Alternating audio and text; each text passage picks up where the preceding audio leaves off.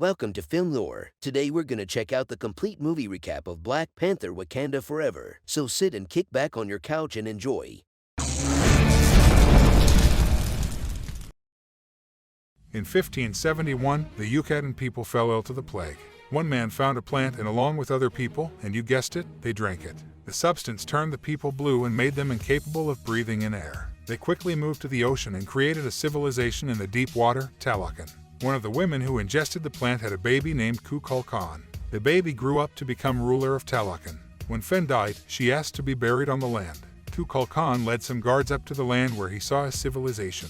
They attacked the civilization to make room for his mother's burial. One of the villagers called him Namor, meaning the boy without love. Shuri works in her lab, trying hard to create an artificial heart-shaped herb to use for her brother and Wakanda's king, T'Challa, who is dying of an illness. Ramonda slowly walks into the lab, announcing the king's death. A year later, Wakanda is having trouble with other nations wanting their vibranium. The Dora Milaje catch French military men trying to steal from their outpost. Later, Ramonda talks to the United Nations and reveals the French's attempt to steal. She reminds the countries that even though the Black Panther is gone, they will still fight. At a mining outpost, Americans mine in the ocean using a vibranium detector that was created by an MIT student, Riri Williams. They use this to find vibranium in the ocean. Suddenly, they come under attack by Talakanals who do not want them stealing their vibranium. The last remaining helicopter of survivors is struck down by Namor. In Wakanda, Ramonda and Shuri go to the water and mourn the year since T'Challa's passing. They burn their funeral garments to signify the end of the mourning period, despite Shuri not being completely ready for this. Namor then arrives, getting through the border by going under the water. He reveals to them the existence of Talokan and wants their help to stop foreigners from taking vibranium. He also explains that Wakanda is not the only place that has vibranium, Talokan has it too. Ramonda tells him off, worried of his presence. He tells them he is going to kill the scientist who made the machine and that they can help him, but they cannot get in his way. Shuri and Okoye go to meet Everett Ross, who gives them the name and location of the young scientist, despite possibly giving away private information. Okoye and Shuri then go to Cambridge, Massachusetts to find Williams. They follow her to her garage where she reveals that she is working on an Iron Man-type armor. However, they are followed by the FBI. The three get away, Okoye in a car, Shuri in a motorcycle, and Williams in her armor. Suddenly, they are met by Talakanals, Hatuma, and Namora. A brief skirmish ends and Shuri and Williams getting captured.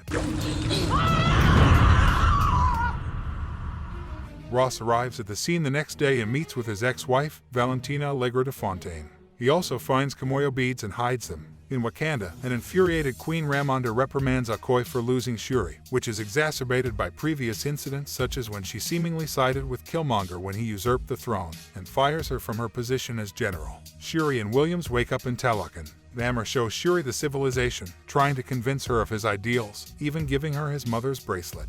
However, she disagrees in killing Williams. Meanwhile, Ramonda goes to Haiti to see Nakia, who had left Wakanda 6 years prior. She asks Nakia to find Shuri for her. Nakia does some spying and figures out the location. She then breaks Williams and Shuri out as Ramonda talks to Namor about his plan. Gurira, Yes, my queen. return us to Wakanda at once. They return to Wakanda, but only for more torment as Namor and his people invade. They fled the city causing an all-out war. Namor takes care of all of the Wakandan vehicles before flooding the throne room holding Ramonda and Williams. Williams starts drowning, so Ramonda swims to save her. She is able to get Williams to safety, but only to drown in the process. Shuri mourns her mother's passing as Namor tells her she is queen now. He and his people then leave the country. Meanwhile, Allegra de Fontaine finds out that Ross has been communicating with Wakanda this whole time and has him arrested. Please. It's Director De Fontaine. M'Baku talks to Shuri after the funeral and gives her moral judgment that she should not kill Namor. He then tells her he will provide housing for the displaced Wakandans following the attack. Shuri then uses Namor's mother's bracelet to create the artificial heart-shaped herb which finally works. She goes to the astral plane after taking it and is greeted by Eric Killmonger, who claims they are the same. They argue a bit before Shuri claims she is going to kill Namor out of revenge. Shuri wakes up and makes herself a suit. She then drops into a meeting between M'Baku and the elders as the Black Panther.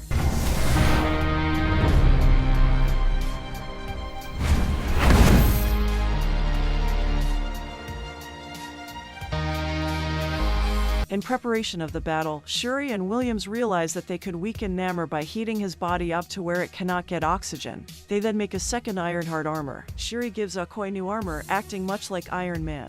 called the Midnight Angels. Okoye recruits Annika to be a part of her two-woman team. In the ocean, they use a vessel to lure the Talakanals into a trap. The battle commences as Namor seems to gain the upper hand. However, Black Panther traps him in a Royal Talon fighter as they take off away from the battle. Meanwhile, the Dora Milaje fight the Talacanos on the side of the vessel while the Jabari tribe, Nakia, and the others battle the ones on top. Ironheart and the Midnight Angels take care of the airborne Talacanos. Black Panther heats up the Royal Talon fighter, weakening Namor, but he begins to break out with his spear. Black Panther shoots a blast from her vibranium gauntlets which explodes the whole ship, sending the two adversaries into the island below. The two fight some more until Namor impales Shuri. However, instead of finishing her off, he is more worried about getting to the water before he dies. An injured Black Panther breaks free and gets in front of the limping Namor. She then yells Wakanda Forever as she armors up, sending a blast from the exploding Talon fighter into Namor.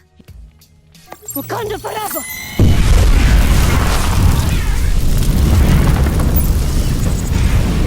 He is set ablaze as he collapses. She stands over him to finish him off, but remembers her brother, T'Challa. With these memories of the man he was, she decides to spare Namor's life as long as he returns to Talokan. Namor has gratitude for the Black Panther and joins her as they return to the fight scene and tell everyone to stop fighting. Black Panther then yells Wakanda Forever once again as the rest repeat it back.